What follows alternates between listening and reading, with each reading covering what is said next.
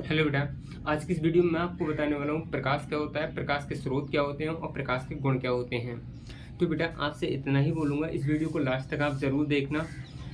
Guarantee लेता हूँ अगर आप पूरी वीडियो देखते हो ना तो हमेशा के लिए इन तीन टॉपिक को ना बिठा दिया ना तो कहना।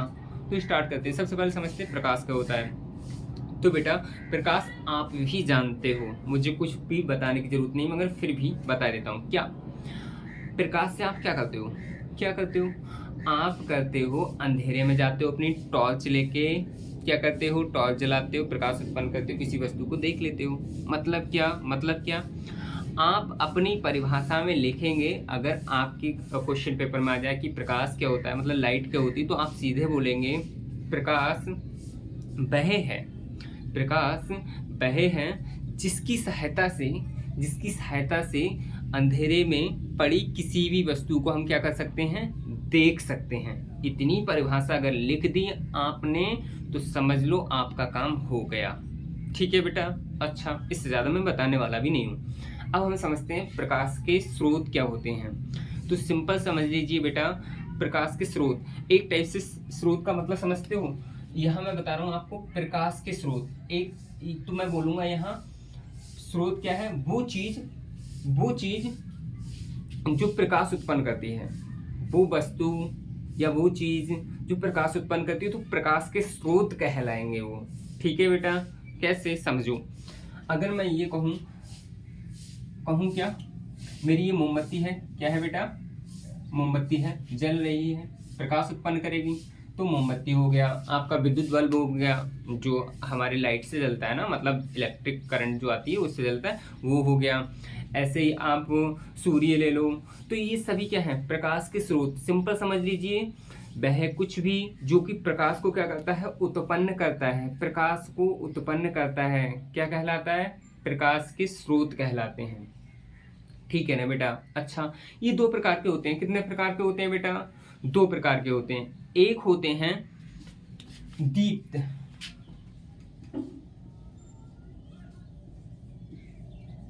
दीप्त प्रकाश स्रोत, और दूसरे होते हैं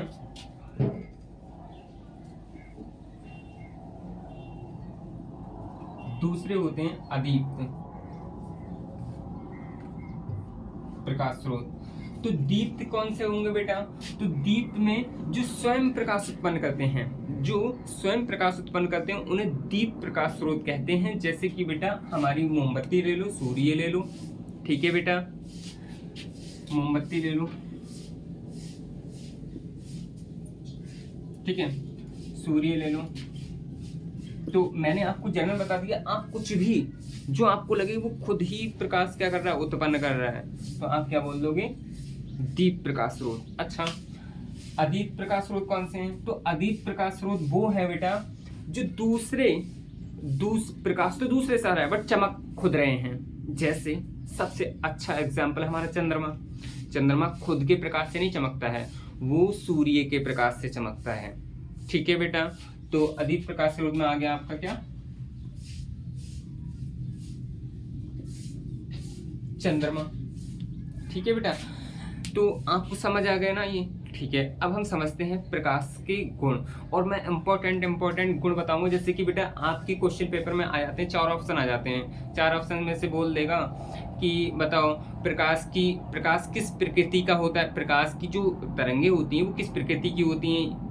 ठीक है, आपसे ये बोल देगा इनकी तरंगदैर्घ्य कितनी होती है, इसकी निर्वात में चाल कितनी होती है, किस चीज में चाल मैक्सिमम होती है, मतलब अधिकतम होती है। तो बेटा इंपॉर्टेंट पॉइंट बताऊंगा, बाकी मैं आपको सिंपल पॉइंट याद रखने वाले ऐसे ही बता दूंगा। तो पहला आप याद रखने वाले सिंपल ऐसे ही समझ लो। तो देखो हम खूब अच्छे से समझते हैं, प्रकाश के गुण की बात कर रहे हैं। अगर आप पहला सिंपल पॉइंट लिखना चाहो, जैसे कि आ जाए आपका कि प्रकाश के गुण लिखिए, तो आप लिखोगे, पहला गुण आप लिखना चाहो तो आप बोल देना कि प्रकाश सीधी रेखा में गमन करता है। कैसी रेखा में? सीधी रेखा में गमन करता है। अरे सिंपल समझ लो, अगर मेरी ये टॉर्च होती तो मैं ऐसे करके डालता तो ऐसे ही तो जाती है लाइट मेरी, ऐसे नीचे को थोड़ा ना जाती, सीधे जा रही है ना। तो इसीलिए पहला गुण हम कह सकते हैं।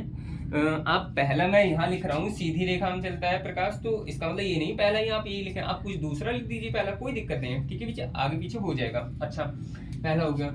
दूसरा आप क्या करेंगे, दूसरा आप ये बोलेंगे कि प्रकाश की जो तरंगदैर्घ्य होती है ना, प्रकाश की जो तरंगदैर्घ्य होती है बेटा, वो होती है, मैं लिख दे रहा हूँ, प्रकाश की तरंगदैर्घ्य शॉर्ट में लिख रहा हूँ बेटा, तरंगदैर्घ्य वो होती है 3900 एंगस्ट्रॉम से लेके 7800 एंगस्ट्रॉम।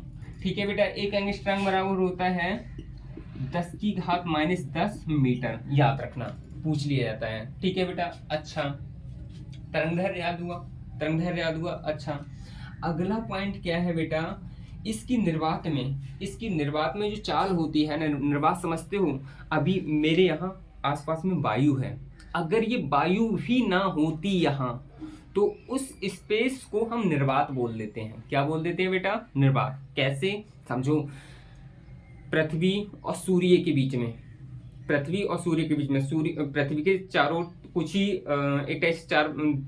कुछ ही किलोमीटर में हमारी वायु फैली हुई है पृथ्वी के चारों ओर, बाकी सूर्य और पृथ्वी के बीच में वैक्यूम ही है। ठीक है बेटा, तो समझो वैक्यूम का मतलब वही निर्वात। तो निर्वात क्या होती है बेटा, अगर यहाँ से वायु भी ना होती, अगर यहाँ वायु भी ना होती तो फ्री स्पेस हो जाता है, मतलब निर्वात हो जाता है। तो सिंपल समझिए, इसकी निर्वात में जो चाल होती है, निर्वात में पहला क्वेश्चन आपका ये हो जाएगा, अधिकतम होती है, कितनी होती है, अधिकतम होती है, और वो अधिकतम होती है 3 × 10⁸ मीटर प्रति सेकंड होती है। ठीक है बेटा, अच्छा आपसे ये अगर क्वेश्चन में टफ है तो आपको ऐसे ही बोल सकता है, सबसे ज्यादा आता तो यही है, आपको ऐसे ही बोल सकता है 3 × 10⁻10 सेंटीमीटर प्रति सेकंड। बेटा समझो, मैंने ये मीटर प्रति सेकंड को कायम बदल दिया सेंटी में, तो 10 की घात कितना आ गया, 10। ठीक है, मतलब 3 × 10 की घात 10 आ गया। आपको इसी को बोल सकता है बेटा 3 × 10 की घात 5 किलोमीटर प्रति सेकंड। इसका मतलब समझते हो, इसका मतलब समझते हो, इसे हम 3 लाख पढ़ते हैं। कितना पढ़ते हैं बेटा, 3 लाख किलोमीटर प्रति सेकंड। प्रति सेकंड का मतलब समझते हो, हर सेकंड में प्रकाश कितना चल जाता है, 3 लाख किलोमीटर। समझ आया ना बेटा, ठीक है। अच्छा आगे समझते हैं, एक इंपॉर्टेंट पॉइंट और है। इंपॉर्टेंट पॉइंट वो क्या है कि ये विद्युत चुंबकीय तरंगें हैं। कौन सी हैं, विद्युत चुंबकीय तरंगें हैं। ध्यान रखोगे बेटा, आपको इन 3 पॉइंट बहुत याद रखने हैं, ठीक है। बाकी ये सीधी रेखा वाला कोई याद रखने की जरूरत नहीं है, ठीक है, आप ऐसे ही लिख सकते हो। अच्छा एक पॉइंट और लिखो, आपको सिर्फ ध्यान में इन तीनों को रखना है, बाकी सिर्फ समझो। अच्छा एक पॉइंट और क्या है कि प्रकाश की सहायता से हम वस्तु को तो देखते हैं बट खुद नहीं दिखाई देता, अर्थात ये अदृश्य होता है। कैसा होता है बेटा, अदृश्य होता है। अच्छा एक पॉइंट और लिख लो, वो कौन सा, तो सिंपल समझ लो बेटा कि इसकी चाल भिन्न भिन्न माध्यमों में भिन्न भिन्न होती है। अरे सिंपल समझ लो, वो तो प्रकाश रहा, हमारी चाल भिन्न भिन्न माध्यम में भिन्न भिन्न होती है। मतलब कैसे, सिंपल समझ लो, हम जितना वायु में भाग सकते हैं, मतलब अभी यहाँ वायु है, मैं जितनी स्पीड से यहाँ भाग सकता हूँ, वही अगर इस वायु की जगह मैं पानी माध्यम में चला जाऊँ, ठीक है, तो क्या उतनी स्पीड से भाग सकता हूँ, नहीं ना। सोचो, हम पानी में उतनी तेज नहीं दौड़ सकते जितनी तेज की वायु में, ऐसे ही प्रकाश। तो भिन्न भिन्न माध्यम में प्रकाश की जो चाल होती है वो क्या होती है बेटा, भिन्न भिन्न होती है, ठीक है। यानी कि भिन्न भिन्न माध्यम में इसकी जो चाल होती है बेटा, माध्यम में जो चाल है वो क्या है, वो भी भिन्न भिन्न है, ठीक है बेटा, ये पॉइंट हो गया। अच्छा और आगे लिखना चाहूँ तो आप ये बोल देना कि प्रकाश किसी चमकदार तल से टकराता है, टकराकर उससे क्या हो जाता है, वापस हो जाता है।